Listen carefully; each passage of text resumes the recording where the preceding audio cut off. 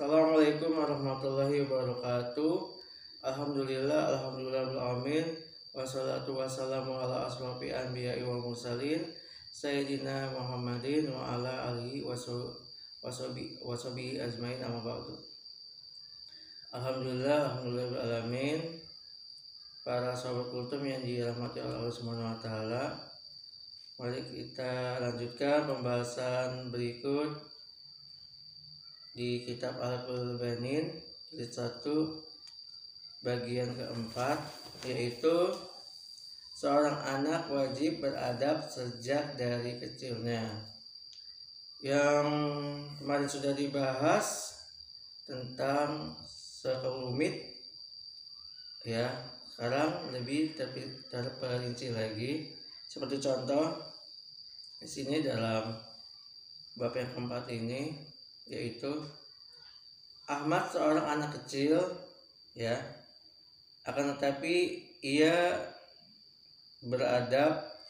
Oleh karena itu ayahnya mencintainya, dan ia juga suka bertanya dari segala sesuatu yang ia tidak mengerti, gitu. Nah, ini contohnya Ahmad, ya. Dia salah satu anak yang adabnya baik, ya, dan ia otomatis dicintai oleh ayahnya. Bukan berarti ibunya tidak mencintainya, ya.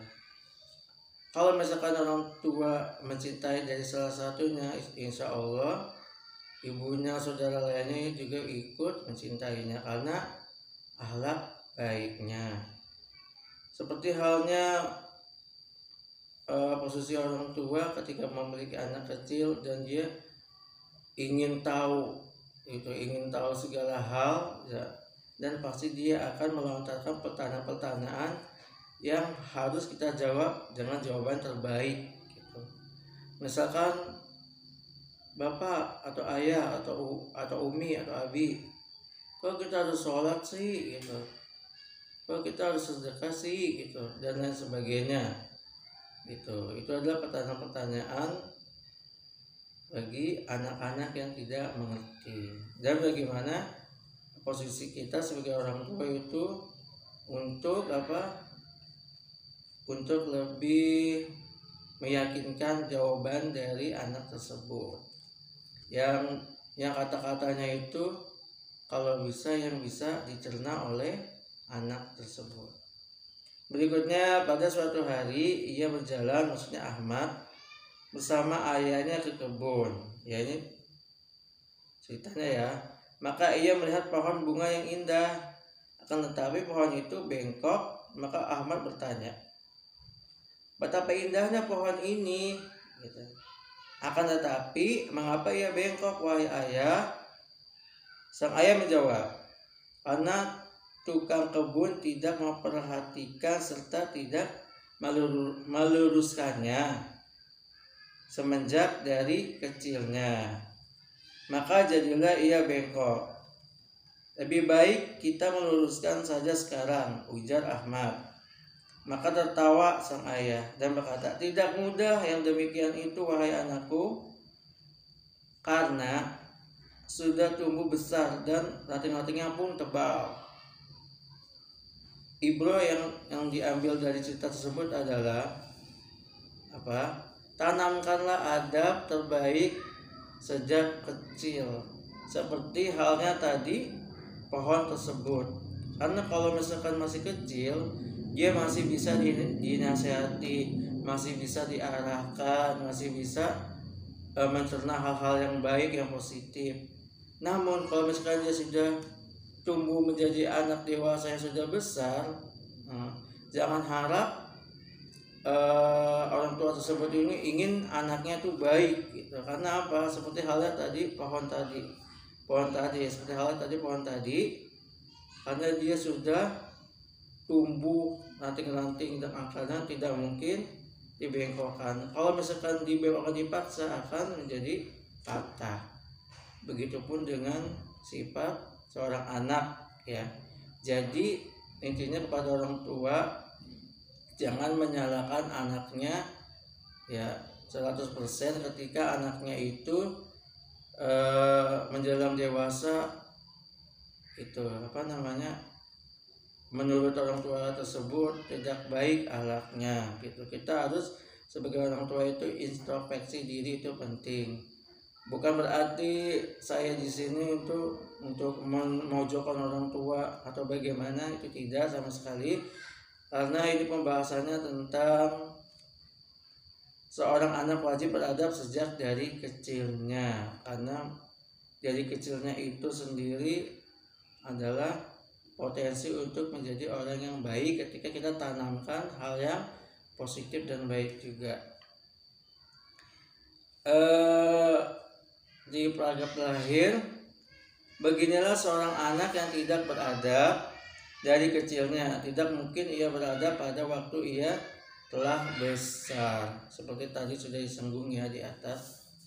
Maka dari itu, ketika anak rewel, ketika anak tidak nurut sudah besarnya gitu, maka kita harus introspeksi diri dulu, hal apa kita sebagai orang tua menanamkan hal apa di dalam pikiran anak tersebut, di dalam perilaku anak tersebut gitu. Karena sesuatu hal yang baik itu adalah adanya usaha yang semaksimal mungkin gitu. Terlebih ini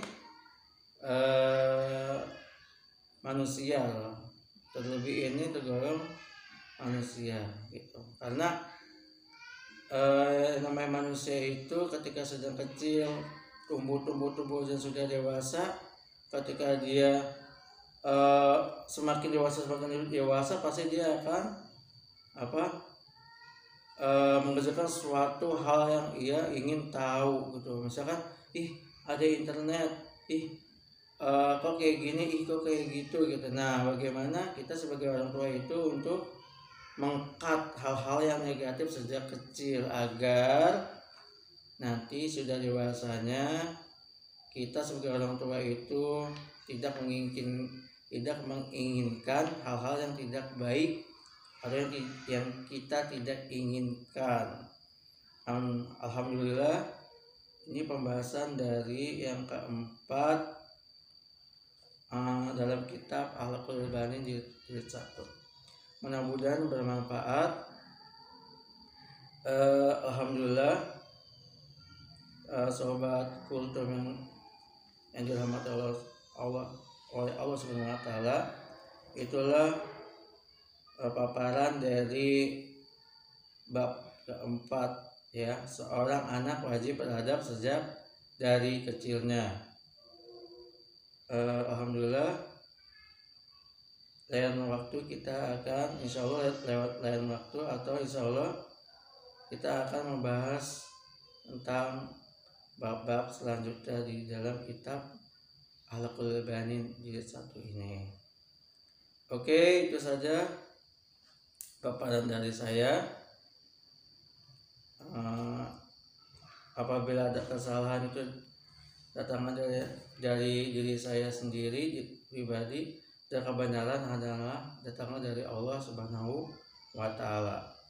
Wallahu a'lam bishawab.